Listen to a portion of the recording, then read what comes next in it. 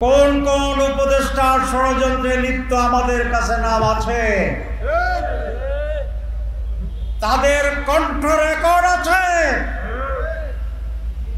মিটিংয়ে তারা কি বক্তব্য রাখেন তার খবর আছে। আমরা জনগণের কাছে আপনাদেরকে এখন প্রকাশ করছি না, সুযোগ করে দিতে চাই, আপনাদের সংশোধনের জন্য সময় দিতে চাই। যদি সময়মত সাবধান না হন তাহলে জনসম্মুখে নাম প্রকাশ করা হবে। জনগণ যদি জানে আপনারাই জুলাই আগস্টের বিপ্লবের শহীদদের প্রতি বিশ্বাসঘাতকতা করছেন, আপনারা এই রক্তের বিনিময়ে অর্জিত দ্বিতীয় স্বাধীনতা, গণতন্ত্র, মানুষের অধিকারের যে সুযোগ আছে তার সাথে বেইমানি করছেন। আজকে যারা 15 বছরের বেইমানির জন্য দেশ থেকে বিতাড়িত হয়েছেন, দেশে থাকলেও সূর্যের মুখে দেখার সুযোগ পাচ্ছেন না, আপনাদের পরিণতি তার চেয়েও খারাপ হবে। আমি প্রধান উপদেষ্টাকে বলতে চাই, আপনি ভালো মানুষ, মানুষ মনে করে, আমরা মনে করি, কিন্তু মানুষটা বলে আপনি নাকি সরল সোজা প্যাঁচ বুঝেন না। সরকারে থাকতে হলে, সরকার চালাতে হলে সরলতা যেমন প্রয়োজন, কঠোরতা প্রয়োজন ষড়যন্ত্রকারীদের পাশে। আপনার আশেপাশে যারা আছে তাদের ভিতরে সকলেই ভালো মানুষ নন। আপনার খুব কাছের 2-3 জন লোক, প্রয়োজনের নাম পরে বলবো বলেছি, আপনাকে বিভ্রান্ত করছে, ভুল বুঝাচ্ছে, মিথ্যা তথ্য দিচ্ছে, আপনাকে অন্যায়ভাবে ব্যবহার করছে। আপনি তাদেরকে সরান,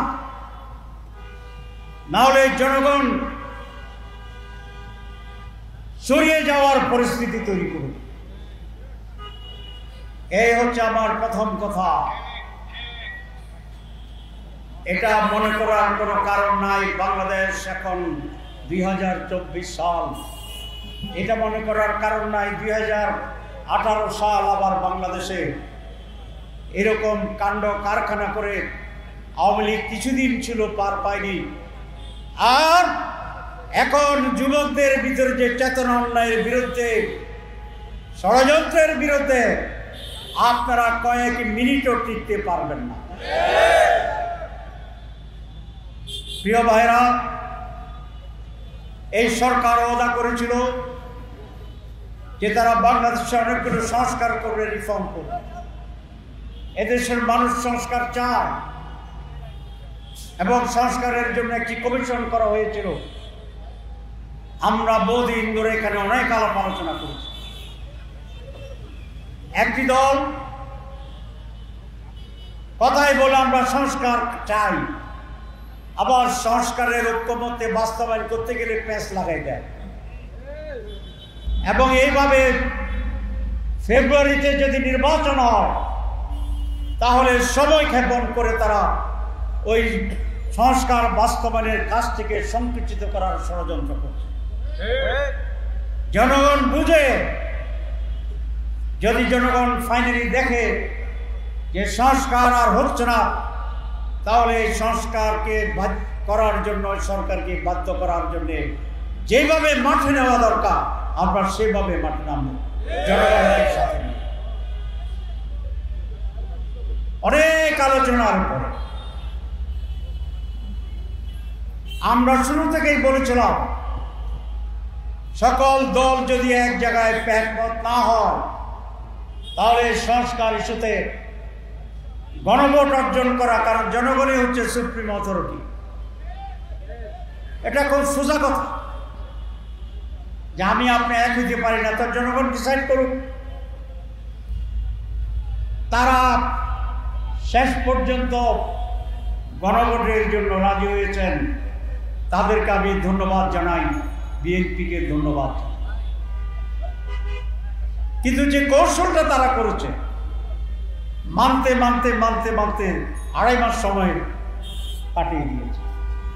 এটা আমরা বুঝি, এটা যে সময় ক্ষেপণের টেকনিক, এটা আমরা বুঝি।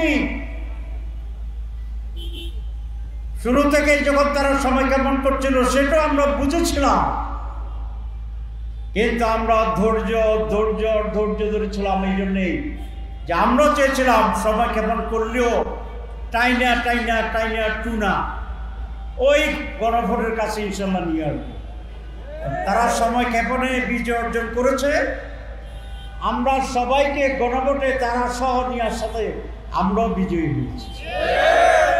গণভোট এখন সকলের ঐক্যবদ্ধ একটি সিদ্ধান্ত, কিন্তু এখনো একটু প্যাচ খেলার চেষ্টা করতেছে। সেটা হচ্ছে বলছে যে গণভোট এবং জাতীয় ভোট একসাথে হইতে হবে। তো জাতীয় ইলেকশন তো গণভোট আগে হইতে হবে, এই জন্যে গণভোটে অনেক সংস্কার প্রস্তাব আছে, যেটি পাশ হলে জাতীয় নির্বাচনের প্যাটার্ন, নির্বাচনের ধরন, নির্বাচনের আওতা, নির্বাচনের পয়েন্টস অনেক কিছুর পরিবর্তন হয়ে যায়। তারা একমত হয়ে জনচাপে জনরোষের ভয়ে গণভোটে একমত হয়ে বাধ্য হইয়া আবার ওইটাকে নিয়ে এখানে পেশ করার চেষ্টা করছে। একসাথে যদি গণভোট এবং জাতীয় নির্বাচন হয় তাহলে অনেকগুলো সমস্যা। একটা সমস্যা আপনাদেরকে উল্লেখ করি, যেমন আমাদের জুলাই চার্টার, যেটা সংস্কার প্যানেল আমরা করেছি, সংস্কারের যে কতগুলো দাবি হচ্ছে, এর ভিতরে একটা হচ্ছে আপার হাউসে পিআর সিস্টেমে নির্বাচন, জনগণের পিআর, পার্লামেন্ট মেম্বারদের পিআর। জনগণের পিআর মানে হচ্ছে সকল জনগণের ভোটে আপার হাউসের সদস্য নির্ণীত হবে। যে দল যে পার্সেন্টেজ ভোট পাবে সেই দলের সেই পার্সেন্টেজে মেম্বার অফ আপার হাউস নির্বাচিত হিসাবে নির্ধারণ হবে। এখন এটা যদি নির্বাচনের আগে না হয় তাহলে নির্বাচনের আপার হাউসের যে একটা ব্যালট থাকবে, লোকদের নাম থাকবে, সেটা করা সম্ভব নয়। তারা যুক্তি দিচ্ছেন যে পার্লামেন্ট নির্বাচনের যে ভোট হবে, যদি আপার হাউস সেই পার্লামেন্টের পরে অ্যাপ্রুভাল পেয়ে যায় জনগণের, তাহলে সেই হারে আপার হাউসের মেম্বার নির্ধারিত হবে।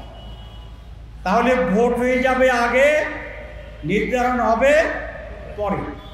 যদি আপার হাউস পাস না করে গণভোটে, তো তাহলে তার আপার হাউস হওয়ার সুযোগই আর থাকলো না। এইরকম একটি জন্মের আগে ভোটটা হবে কি, যে পুরুষ নামে ছেলে নামে এখনো হয় নাই, সায়েন্টিফিক ওয়েতে যেভাবে নির্ণয় করা যায় সেটাও এখনো সময় আসে নাই। এই সময় যদি আপনি ভোট করেন যেটা ছেলে হবে না মেয়ে হবে, এই ভোটটা সঠিক হবে? এটা তো গণকের ভোট হবে।